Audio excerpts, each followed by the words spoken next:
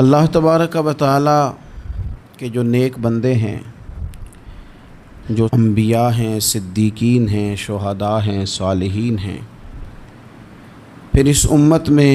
نبی پاک صلی اللہ علیہ وسلم کے صحابہ کرام، اہل بیت اطہار، تابعین، محدثین، مفسرین،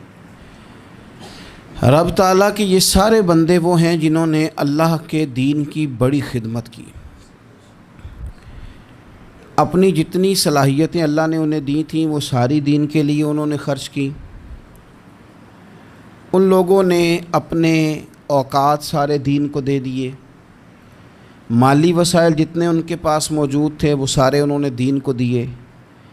تبلیغ دین، اشاعت دین، ترویج دین، تشریحات دین، کتاب و سنت کے ابلاغ کے لیے جو وہ کر سکتے تھے انہوں نے سر دھڑ کی بازی لگا کے وہ کام کیا۔ آج جو دین ہم تک پہنچا ہے تو یہ اس دین میں وہ جو مخلص لوگ تھے جنہوں نے صحیح معنوں میں جد و جہد کی تھی، یہ ان کی برکت ہے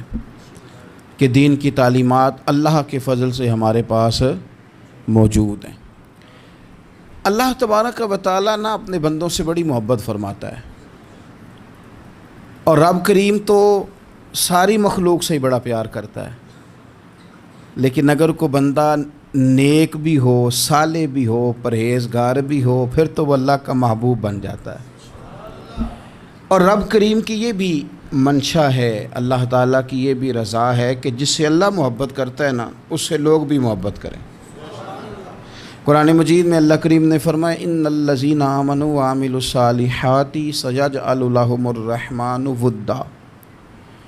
بے شک جو لوگ ایمان لانے کے بعد نیک اعمال کریں، رحمان لوگوں کے دلوں میں ان کی محبت پیدا فرما دے گا۔ صحیح بخاری اور صحیح مسلم میں حدیث ہے، نبی پاک علیہ السلام فرماتے ہیں جب اللہ تعالیٰ کسی بندے سے محبت کرتا ہے تو حضرت جبریل امین علیہ السلام کو بلاتا ہے اور بلا کر کے فرماتے ہیں جبریل میں فلاں آدمی سے محبت کرتا ہوں، آسمان دنیا پہ اعلان کر دو کہ سارے لوگ اس سے محبت کریں۔ اور پھر فرماتے ہیں کہ اے جبریل امین علیہ السلام، آپ دنیا میں لوگوں کے دلوں میں یہ بات ڈال دیں کہ اللہ فلاں آدمی سے پیار کرتا ہے، لہذا سارے اس سے محبت کرو۔ صالحین کا پیار دین کا بہت بڑا حسن ہے۔ بخاری میں، مسلم میں، کتب احادیث میں ایک پورا باب ہے کہ کسی سے محبت کرو تو اللہ کی رضا کے لیے، اور کسی سے بغض رکھو تو اللہ کی رضا، پورا باب ہے، ایک دو حدیث نہیں۔ اب ہوتا یہ ہے کہ ہمارے زمانے میں کچھ لوگ تو بیچارے ویسے ہی بڑے بعض چیزوں سے آوازان ہیں، ان کی طبیعتیں ویسے ہی بڑی تلخ ہیں، بڑی ترش ہیں، وہ ویسے ہی ذرا دنیا سے ہٹ کے چلنا چاہتے ہیں، ان کا مزاج ہے۔ وہ کیا کرتے ہیں کہ وہ بدگمانیاں پیدا کرنا، سوسائٹی کے اندر بری سوچوں کا فروغ دینا اپنے لیے وہ ضروری سمجھتے ہیں اور اپنی ذمہ داری سمجھتے ہیں۔ میں اکثر یہ مثال دیا کرتا ہوں کہ محبت بھی اگر ہم پیدا کرنا چاہیں تو پیدا ہو سکتی ہے، اور کسی کی عداوت پیدا کرنا چاہیں تو وہ کام بھی ہو جاتا ہے۔ بہو جانا چاہ رہی تھی میکے، اس نے اپنے شوہر سے یا اپنی ساس سے کہا کہ مجھے گھر جانا ہے۔ تو اب ایک پہلو تو یہ ہے کہ وہ شام کو بیٹا گھر آیا تو اماں کہتی ہے کہ پتر دیکھ، بیٹا نہیں چاہ رہا تھا کہ وہ جائے، تو اماں اس کی ذہن سازی کرتی ہے، کہتی بیٹا دیکھ تو ہر وقت اپنی ماں کے پاس رہتا ہے، باپ کے پاس رہتا ہے، بہن بھائیوں کے پاس رہتا ہے، تو بیچاری اگر 6 ماہ کے بعد 3 ماہ کے بعد تقاضا کرتی ہے تو اس کا بھی تو دل کرتا ہے نا اپنے ماں باپ سے ملنے۔ اب بچہ نرم ہوتا ہے، وہ شوق سے گاڑی نکالتا ہے، شوق سے چھوڑنے جاتا ہے، اس کے دل میں محبت فروغ پکڑ گئی۔ ایک پہلو یہ ہے کہ اس نے مطالبہ کیا بہو نے کہ مجھے جانا ہے میکے، تو ساس صاحبہ نے شام کو اپنے بیٹے سے کہا کہ کوئی طریقہ تو نہیں نا روز جانے کا، اور جب یہ وہاں سے ہو کے آتی ہے تو اس کا لہجہ ٹھیک نہیں رہتا، پھر یہ اس کو غلط مشورے ملتے ہیں، تو پہلے تو وہ صاحب ویسے لڑائی شروع کر دیں گے کہ جانا ہی نہیں، اور جب بات بڑی بڑھے گی تو وہ جائیں گے تو ساتھ یہ کہیں گے کہ جاؤں گا ضرور پر دروازے پہ چھوڑ کے آ جاؤں گا، میں نے اندر کیوں کہ یہ بھی کسی نے پیچھے سے اس کو بھرا ہے۔ آپ کسی بندے کے بارے میں بھی، کسی کے بارے میں بھی، ہمارے تمام جگہوں پہ اسی طرح ہی ہوتا ہے، دوستوں کی محفل ہو، تنظیمیں ہوں، ہمارے دفاتر ہوں، سب جگہ کچھ لوگ باقاعدہ کام کرتے ہیں نفرتیں بھرنے کا۔ او فلانا تم نے دیکھا کیا کر رہا تھا، ذہن بناتے ہیں، بندہ اس سے الرجی کھانے لگتا ہے، نفرت کرتا ہے، کچھ ذہن بناتے ہیں یار کتنا بھلا آدمی ہے، دیکھو کتنے وقت پہ آتا ہے بیچارہ، گھر میں اس کے کوئی اور ہے بھی نہیں پھر بھی چھٹی نہیں کرتا، وقت پہ آتا ہے۔ تو یہ ذہن سازی نفرتوں کے بھی لوگ کرتے ہیں، محبتوں کی بھی۔ ایک مثال اور دے دوں چھوٹی سی، ایک مکھی وہ ہے کہ آپ کا پورا وجود موجود ہے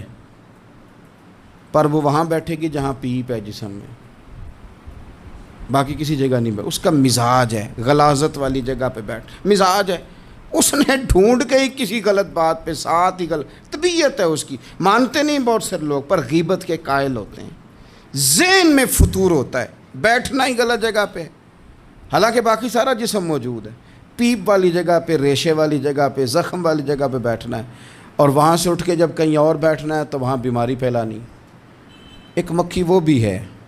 جو ڈھونڈتی ہے سارا زمانہ پر بیٹھتی پھول پہ ہے،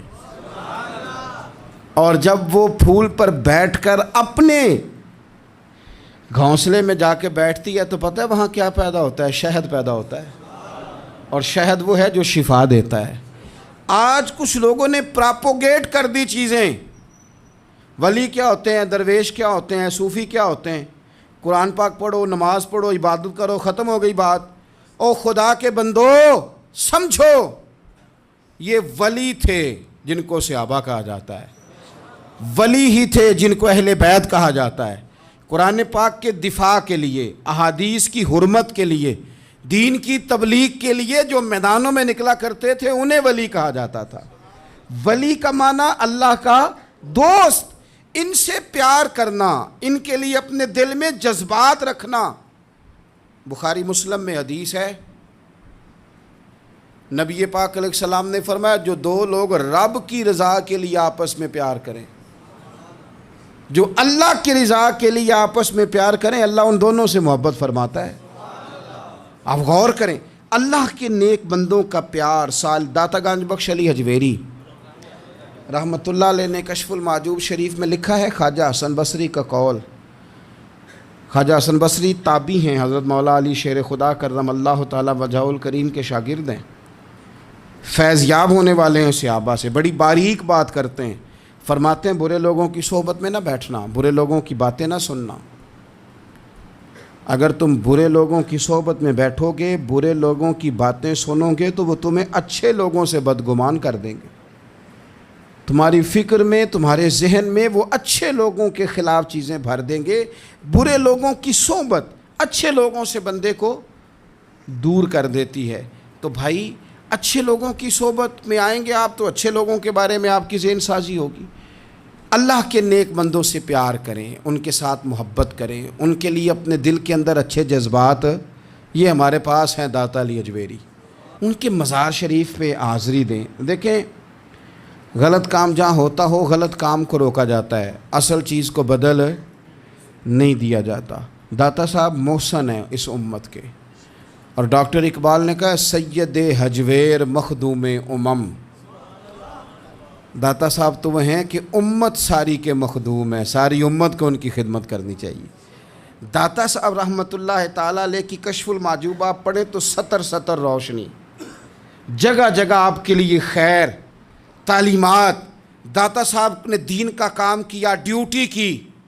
عرس شریف پہ تو میں بھی نہیں جا پاتا، رش بڑا ہوتا ہے، خرافات بھی بعض جگہ پہ بڑی ہوتی ہیں، بعض ایسے کام ہوتے ہیں جو قطعاً نہیں ہونے چاہیے اور ان کی ہر فورم پہ مذمت ہونی چاہیے، پر ہمیں داتا صاحب کی حاضری تو نہیں نہ چھوڑنی چاہیے۔ ہمیں تو کوشش چلیں عرس سے پہلے یا عرس کے بعد، میری اپیل ہے ضرور جائیے گا، اور جا کے نا تو ضروری نہیں کہ آپ کوئی خاص دل کے اندر بات ہی لے کے جائیں۔ آپ داتا صاحب جا کر صرف اتنا کہیں کہ حضور آپ نے جو دین کی خدمت کی ہے، ہم تو اس خدمت پر آپ کو سلامی دینے آئے ہیں۔ ہم تو صرف سلام کرنے ہیں کہ آپ نے کمال نوکری کی دین کی۔ اپنے بزرگوں کے ساتھ اپنی عقیدت، اپنی ارادت، اپنی محبت، اپنا پیار مضبوط کریں، ان کے لیے اپنے دلوں کے اندر خیر کے جذبات ہمیشہ رکھیں۔ صحابہ کرام کے لیے، اہل بیت اطہار کے لیے، امام بخاری کے لیے، امام مسلم کے لیے، صوفیاء کے لیے، حضرت غوث پاک جیلانی کے لیے، خواجہ معین الدین اجمیری کے لیے، حضرت بہاؤالحق نقش بند بخاری کے لیے، حضرت سیدنا داتا علی اجمیری کے لیے، حضرت پیر سید مہر علی شاہ کے لیے، امام احمد رضا بریلوی کے لیے، علیہم الرحمہ، اچھے جذبات ہوں، اچھا ذہن ہو، اچھا گمان ہو، آپ کی طبیعت چاہے کہ آپ ان لوگوں کی تعلیمات پڑھیں، جو طرز حیات انہوں نے اختیار کیا، اس طرز حیات پر ہم بھی عمل کریں، ہم بھی اپنی زندگی اسی طرح سنت اور شریعت کے مطابق گزاریں جو ان لوگوں کا نہج اور ان لوگوں کا طریقہ تھا۔ الترغیب و ترہیب میں ایک روایت موجود ہے، ایک تابعی بزرگ ہیں حضرت ابو ادریس خولانی رضی اللہ تعالیٰ،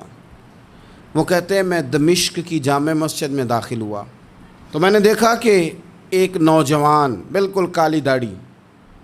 لیکن بڑے خوبصورت چمکتے ہوئے دانت ان کے، لوگ ارد گرد کافی سارے بیٹھے تھے، مختلف مسائل پہ بات کر رہے تھے۔ جب لوگ الجھ جاتے نا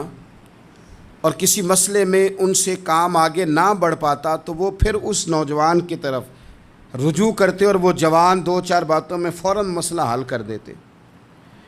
کہتے میں نے ایک شخص سے پوچھا یہ کون ہے اتنی نورانی شخصیت؟ تو کہتے ہیں مجھ سے کہنے لگے آپ نہیں جانتے، یہ تو صحابی رسول حضرت معاذ ابن جبل رضی اللہ تعالیٰ، یہ تو نبی پاک صلی اللہ علیہ وسلم کے صحابی حضرت معاذ بن جبل ہیں۔ کہتے ہیں میری طبیعت نہ لگ گئی ان کے ساتھ،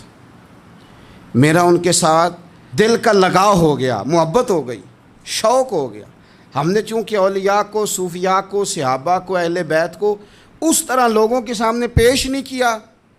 اس لیے ہمارے بچوں نے آئیڈیل بنایا ہے نئے دور کے فیشن کو۔ ہماری آنے والی قوم کسی امیر ترین شخص کو آئیڈیل بناتی ہے، پھر وہ سارے غلط ملت رستے اختیار کر کے وہاں تک جانا چاہتی ہے، وہاں جو آدمی کھڑا ہے وہ کسی بھی صورت میں اپنے آپ کو فیمس کر کے دنیا کے سامنے لانا چاہتی ہے، چاہے انہیں کسی طرح کا بھی کوئی روپ دھارنا پڑے۔ یاد رکھ لیں اور سمجھ لیں اس بات کو، اگر ہم ان لوگوں کی سیرت کو، سوانے کو اپنے گھروں تک لے آئیں تو آپ یقین کریں کہ ہماری نسل کے بچنے کا بہت بڑا یہ ذریعہ بن جائے۔ اب جوان ہے یہ بھی، لیکن امت کے مسائل حل کر رہے ہیں۔ حضرت ابو ادریس خولانی کہتے ہیں مجھے ان کی یہ طبیعت دیکھی تو پیار ہو گیا ان سے۔ اس دن تو رش بڑا تھا، میں نے سوچا کہ کل جلدی آؤں گا اور ان سے ملاقات کروں گا۔ کہتے ہیں میں اپنی طرف سے سب سے پہلے مسجد میں پہنچا، لیکن حضرت معاذ ابن جبل تو مجھ سے پہلے مسجد میں موجود تھے اور وہ نفل پڑھ رہے تھے۔ فرماتے ہیں جب وہ فارغ ہوئے تو میں ان کے قریب گیا اور میں نے جا کے کہا حضور مجھے اللہ کی قسم ہو مجھے آپ سے محبت ہو گئی ہے، اللہ کی رضا کے لیے آپ مجھے اچھے لگتے ہیں۔ مشکاہ شریف میں ایک حدیث ہے، حضور نے فرمایا جس سے تم محبت کرو نا اللہ کی رضا کے لیے، اسے بتاؤ بھی کہ مجھے آپ سے محبت ہے، اسے بتاؤ بھی، تاکہ وہ بھی آپ کے لیے اچھے جذبہ۔ محبت جو ہوتی ہے یہ اظہار کی محتاج تو نہیں ہوتی، لیکن محبت میں اظہار ضرور ہوتا ہے، محتاج تو نہیں، لیکن ہر چیز دل میں رکھنے کی نہیں ہوتی، کچھ زبان سے کہنے کی بھی ہوتی ہے، کچھ کہنے کی چیزیں بھی ہوتی ہیں اور وہ کہہ بھی دینی چاہیے، لیکن اتنی ہی کہنی چاہیے جتنی ضرورت ہو، 2 4 5 قدم آگے بڑھ کے نہیں۔ اس میں بھی تکلف آ جاتا ہے، تصنع آ جاتی ہے، بناوٹ آ جاتی ہے۔ فرمایا حضور مجھے اللہ کی قسم مجھے آپ سے پیار ہے۔ تو حضرت معاذ بن جبل مسکرائے اور مسکرا کے فرمانے لگے کیا کہا تم نے؟ کہا حضور اللہ کی قسم آپ سے پیار ہے۔ فرمایا پھر سوچ کے کہیے۔ کہا اللہ کی قسم آپ سے پیار ہے۔ فرماتے انہوں نے نا میرا کپڑا پکڑ کے مجھے کھینچا اور قریب کر کے کہنے لگے سن پھر میں نے نبی پاک سے سنا ہے جو 2 بندے رب کی رضا کے لیے آپس میں محبت کریں اللہ کی محبت ان کے لیے واجب ہو جاتی ہے، پھر اللہ ان سے پیار کرتا ہے اگر وہ اللہ کی رضا کے لیے محبت کریں۔ ہماری محبتوں میں نا دنیاوی اغراض بڑھیں، اوئے ہوئے ہوئے، ہر دعوت صرف اسی لیے ہوتی ہے کہ وہ بندہ بلاؤ جو میرے کام آئے گا، ہر تحفہ اس لیے آگے کی طرف روانہ کیا جاتا ہے کہ اس شخص کو بلاؤ جو کل میرے کام آئے گا۔ عزیز بھائی، اللہ کے نیک بندے سے اللہ کا بندہ سمجھ کے پیار کریں، اور اللہ کا نیک بندہ سمجھ کے اس کے ساتھ فوٹو آنا ضروری نہیں، اس کے ساتھ پیار ہونا ضروری ہے۔ اور اگر محبت اخلاص والی ہو، پیار والی ہو، عقیدت والی ہو، تو حضرت ابو ذر غفاری نے تو کہا تھا یا رسول اللہ اگر بندہ کسی نیک بندے سے پیار کرے، نہ اس سے مل سکے، نہ اس طرح کے کام کر سکے، پھر بھی کوئی نتیجہ نکلے گا، تو حضور نے فرمایا پیار خالص کرے، اللہ قیامت کے دن دونوں کو جمع فرما دے گا۔ جو جس سے محبت کرے گا صبح قیامت اسی کے ساتھ ہوگا۔ شاید اسی لیے کسی پنجابی کے شاعر نے کہا تھا کہ اساں جے ہاں گناہیاں دا جدوں اعمال نامہ پھرول ہوئے، ذرے ذرے نے سامنے آ جانا ہے، جو جو منہ تھی بولیا بول ہوئے، اساں بھی کول حضور دے بیٹھ رہنا ہے، لکھ عمل ترکڑی تول ہوئے، ادوں کولوں کی رب نے حساب لینا جڑا بیٹھا ہی محمد دے کول ہو۔ تو اللہ کے بندوں سے اللہ کی رضا کے لیے پیار کریں، اس میں للہیت پائی جائے، للہیت ہو، اس میں کوئی اور نہ ہو، بندہ ہو اور اللہ کی رضا ہو، یعنی درمیان میں رب ہو، اور تیسرا وہ شخص ہو۔ رضا الہی جب مقصود ہو پھر شکوے بھی پیدا نہیں ہوتے، پھر شکایتیں بھی پیدا نہیں ہوتی، پھر اپنی مرضی کے بندہ جملے بھی نہیں بیان کرتا، پھر کسی جگہ کوئی تکلف بھی اس میں نہیں پایا جاتا۔ تو خالصۃ لوجہ اللہ تعالی آپ اللہ کے بندوں سے محبت کریں، اور خاص ان کے لیے جذبات پیدا کریں، آپ کی طبیعت میں خاص جذبہ ہو، خاص شوق ہو، کسی پراپوگیٹ کرنے والے کے کسی پراپوگنڈے کا شکار نہ ہو، آپ کی طبیعت ہو، طبی میلان ہو، ذوق ہو۔ حضرت حرم بن حیان تابعی ہیں، فرماتے ہیں جب میں نے یہ حدیث سنی نا کہ نبی پاک علیہ السلام نے فرمایا ہے کہ حضرت اویس کرنی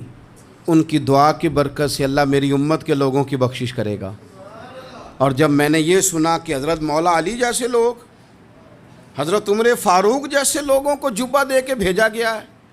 اور حضور نے بھیج کے کہا ہے کہ اویس سے کہنا میری امت کے لیے دعا کرے، تو فرماتے ہیں میرے سینے میں لو لگ گئی کہ میں حضرت اویس کرنی سے ملوں، میری طبیعت لگ گئی، میرا شوق آ گیا کہ میں خواجہ اویس کرنی رضی اللہ تعالیٰ عنہ سے ملوں۔ میں نکل پڑا، اللہ کے بندے کے لیے نکلا۔ حضرت حرم بن حیان کہتے ہیں، اس کو ابن الجوزی نے بھی لکھا ہے، داتا گنج بخش علی اجویری نے بھی لکھا ہے، کہتے ہیں میں ڈھونڈنے لگا حضرت اویس کرنی کو، بڑے شہروں میں گیا پر وہ ملے نہیں۔ داتا صاحب کہتے ہیں وہ حال والے آدمی تھے، ان پر بھی حال تاری رہتا تھا، اسی کسے دے کچھ نہیں جے لگ دے تے نہ کوئی ساڈا دردی، وہ بھی اپنی کیفیت میں رہتے تھے۔ داتا صاحب نے لکھا ہے جب دنیا ہستی تھی تو حضرت اویس کرنی رویا کرتے تھے، جب لوگ روتے تھے تو وہ ہنستے تھے، وہ سادہ غذا کھاتے تھے، کسی سے کوئی لین دین نہیں، اپنے طرز کلام، اپنی زندگی۔ یہ لوگ بھی بڑے شاندار ہوتے ہیں، فرماتے ہیں کہ وہ اپنے حال میں رہتے تھے۔ حضرت حرم بن حیان کہتے ہیں میں نے بڑی جگہ ڈھونڈا، پر میں جہاں جاتا لوگ کہتے ہاں گندمی رنگ والے، ہاں جن کے چہرے پر کچھ برس کے داغ ہیں، وہ جن کا چہرہ اور وجود بڑا روب والا، وہ اویس کرنی۔ کہتے ہیں میں ڈھونڈتا جس شہر میں جاتا لوگ کہتے وہ آئے تھے پر چلے گئے۔ وہ کسی نے کہا تھا نا اویسیوں میں بیٹھ جا، بلالیوں میں بیٹھ جا، صفیں تو سب بچھی ہیں تو عشق والیوں میں بیٹھ جا۔ فرماتے میں وہ صفیں تلاش کرتا ڈھونڈتا، نہ ملے مجھے، بالآخر میں عراق پہنچ گیا، نہر فرات کے کنارے ساری دنیا سے علیحدہ ہو کے وضو کر رہے تھے۔